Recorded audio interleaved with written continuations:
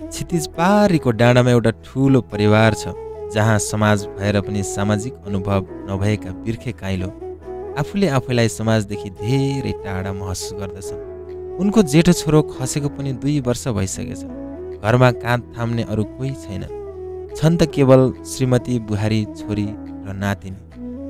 यहाँ सहयोगी हातहरूको त कुरै छोडौँ, जहाँ आफन्तहरू समेत चाडपर्वमा उपस्थिति नभइदिँदा अक्सर काइलोको मन खस्किरहन्छ। सायद त्यसैले त होला उनी यसपालिको दशैँमा पनि दिनभरि आफ्नो घरको पिँढीमा एक्लै ढलिरहेका थिए। एक दिन उनको बाँझो बारी, सुक्खा जमिन, परिवारको आलाप विलाप र तडपाइले कतै टाढा अन्जान यात्राको तय गर्दछ। उनले आफूसँगै परिवारको खुसी जति जम्मै झोलामा पोको पारे र 81 7 समुद्र पारी जाने निधो गरे।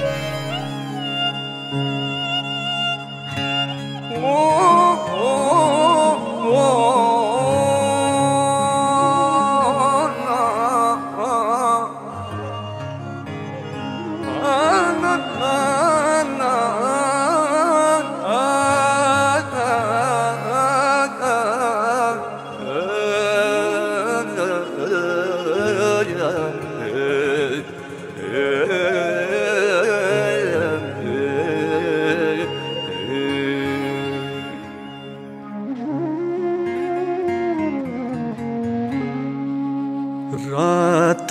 किन हुन्छ हजुर, दिन किन हुन्छ थाहा छैन, जिन्दगी कठिन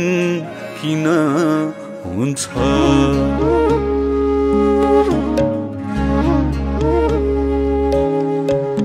रात किन हुन्छ हजुर, दिन किन हुन्छ, रात किन हुन्छ हजुर, दिन किन हुन्छ थाहा छैन, जिन्दगी कठिन किन हुन्छ,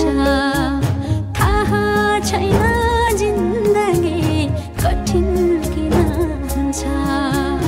रात किन हुन्छ हजुर, दिन किन हुन्छ, रात किन हुन्छ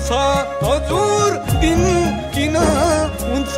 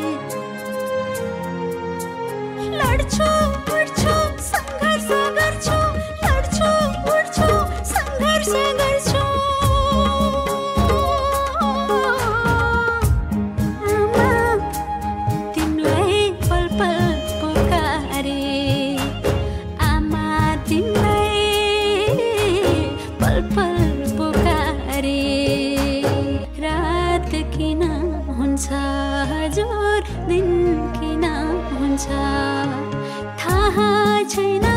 जिन्दगी कठिन किन हुन्छ। हुन्छ थाहा छैन जिन्दगी कठिन किन हुन्छ रात किन हुन्छ हजुर दिन किन हुन्छ रात किन हुन्छ हजुर दिन किन हुन्छ थाहा छैन जिन्दगी कठिन किन हुन्छ रात किन हुन्छ हजुर दिन किन हुन्छ थाहा छैन जिन्दगी कठिन किन हुन्छ थाहा छैन जिन्दगी कठिन किन हुन्छ रात किन हुन्छ हजुर दिन किन हुन्छ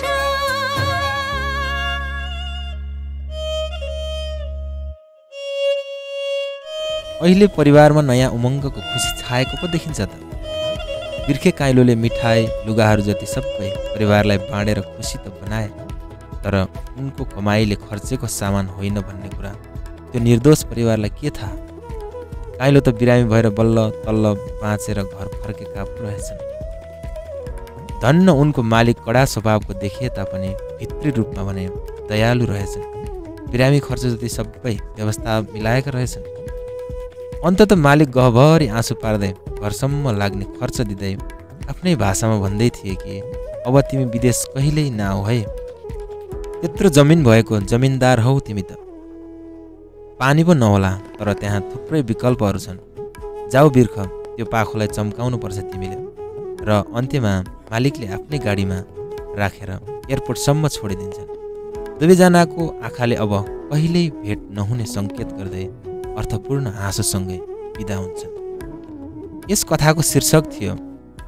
सहयोगी हातको अभाव र यस कथाबाट सन्देश हामीले के लिन सक्छौँ भने नेपालमा रोजगारको अवसर बढाउँ